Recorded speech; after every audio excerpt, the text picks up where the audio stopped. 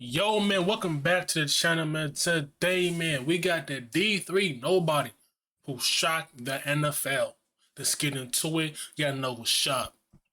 He's one of the best guards in the NFL, but just a few years ago, nobody wanted him. I had no Division I whatsoever offers. I'm, asking the same question of why. To answer that question, we gotta go back to Hartford, Wisconsin, when Quinn Miners wasn't a starter. So he came up with a plan.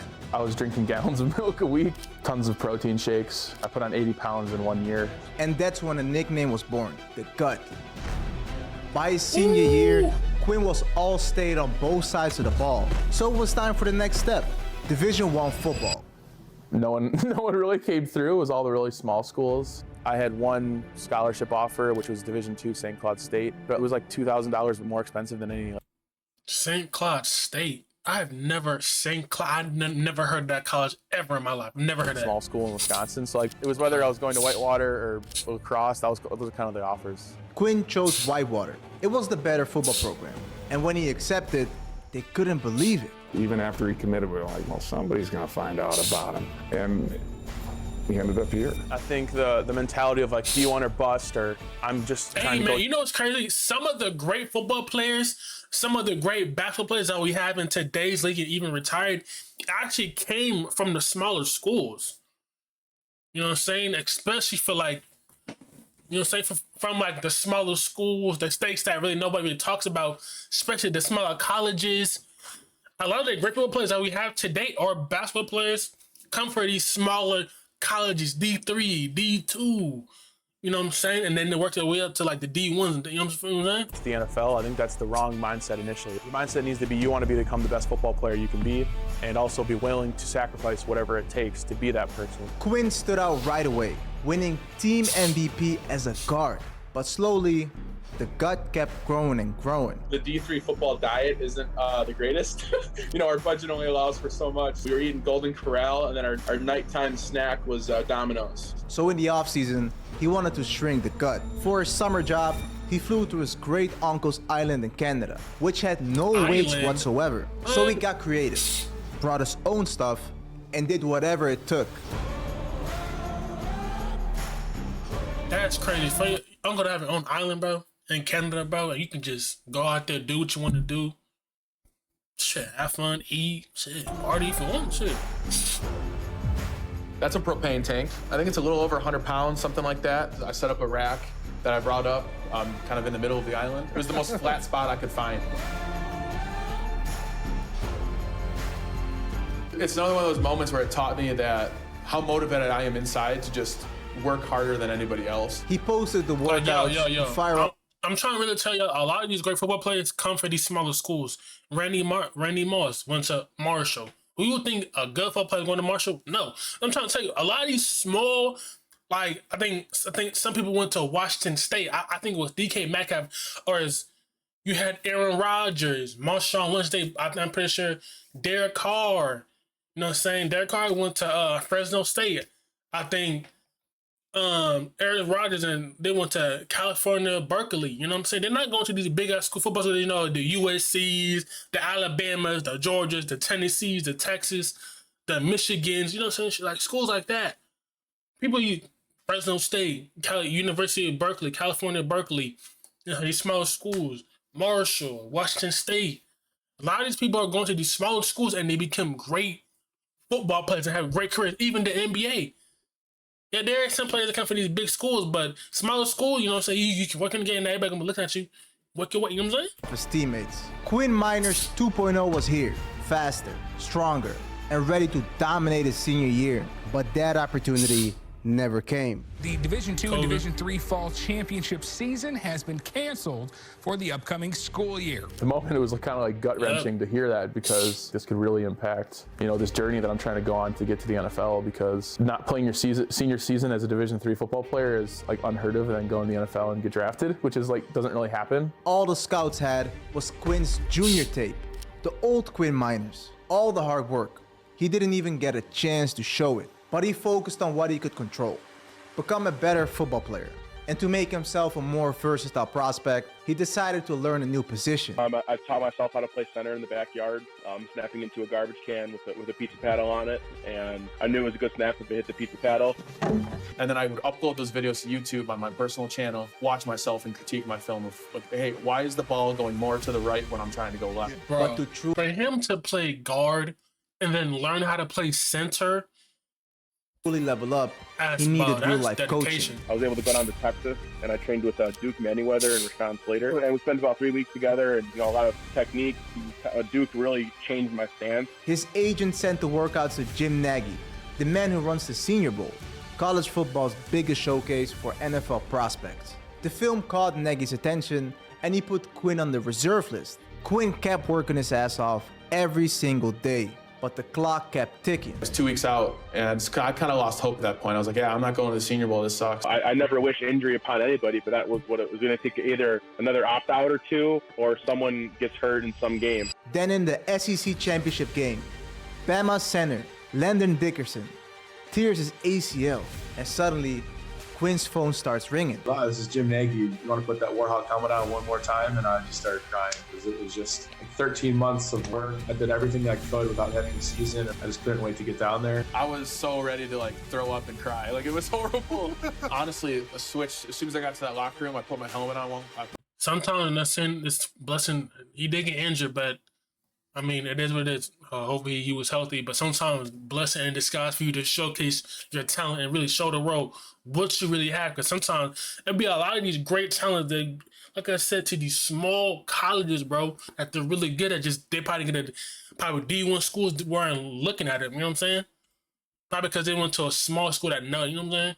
As people look at the modern days and these big schools that people used to go to, like IMGs and stuff like that. Put my helmet on, shoulder pads. I walked out through that tunnel. It was like, I'm confident. I'm going to rip your face off. Like, let's go. Quinn Miners, another pancake. This is kind of getting borderline ridiculous what he's doing up front this week. A rising star in social media because of his crop top nature in Wisconsin Whitewater, which I didn't even know was a school, by the way.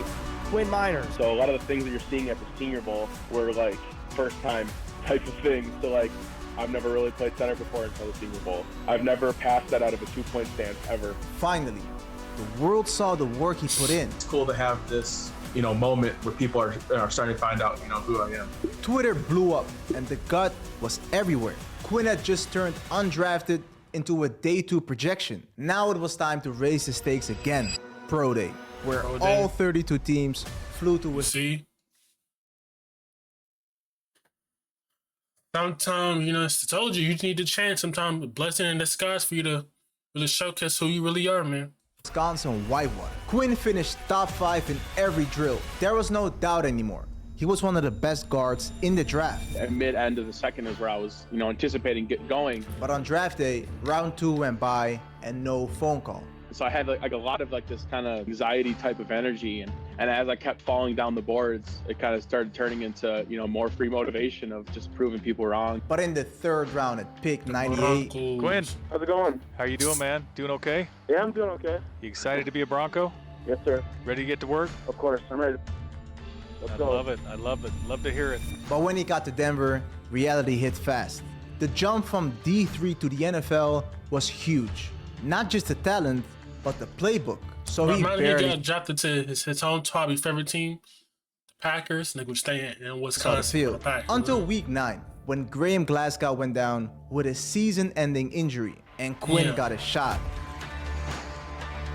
27 ends up, making the tackle, but I tried to push him down and fall on top of him. There he goes. There's your backup back, your number 3 guy. Although he showed some flashes, he wasn't happy with his rookie tape. So by 2022, he came back leaner and was named Denver's starting right guard.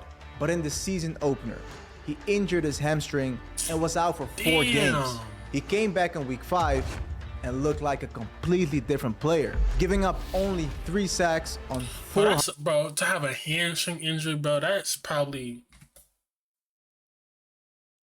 To really have a hamstring injury, that hurts, because that could lead possibly to an ACL or something. It could be even worse.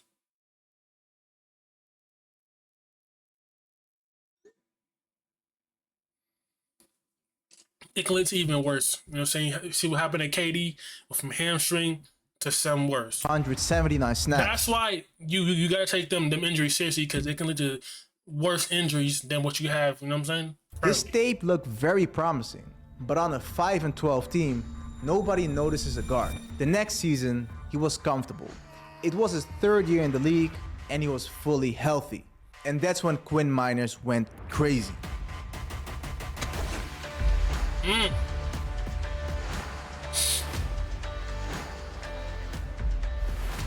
He started all 17 games, and PFF rated him as the best run-blocking guard in football. Some media even voted him as the Broncos' offensive MVP. And that's when Denver knew they had something special. Broncos locking in Quinn Miners to a long-term contract extension. One of the most dominant young guards in the National Football League is here to I'm trying to tell you, bro, especially these players like him come in like rounds like round 3, 4, 5, 6, even the 7th round. A lot of these great players come later in a, not first round, later in the rounds. There's people so looking for the first round picks. A lot of these great players come, bro. Look at what's the dude Puka Nacua. I think he's like a round 6th pick or 5th pick. One of the best Rams, one of the best RFC for the Rams right now.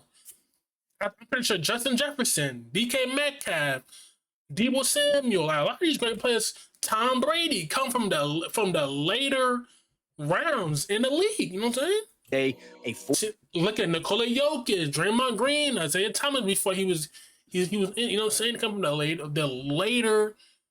You know what I'm saying? 4-year extension worth up to $80 million. $45 million of that guaranteed. He's set to make $24 million in the first year of his deal. It was a beautiful moment, and Quinn wanted to thank everyone who helped him get there. Yeah, first and foremost is definitely my wife. She's always supported this entire dream. I would say at times she believed in me more than I believed in myself. She has been, supportive the entire time, telling me to chase this dream that I wasn't sure if it was possible or not. My dad was extremely helpful too. I didn't have a ton of money. I wasn't really working, and so my dad was helping me with that.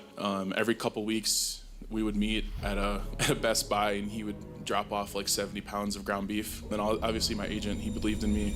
By 2024, he was no longer this D3 story. He was one of the highest paid guards in the league.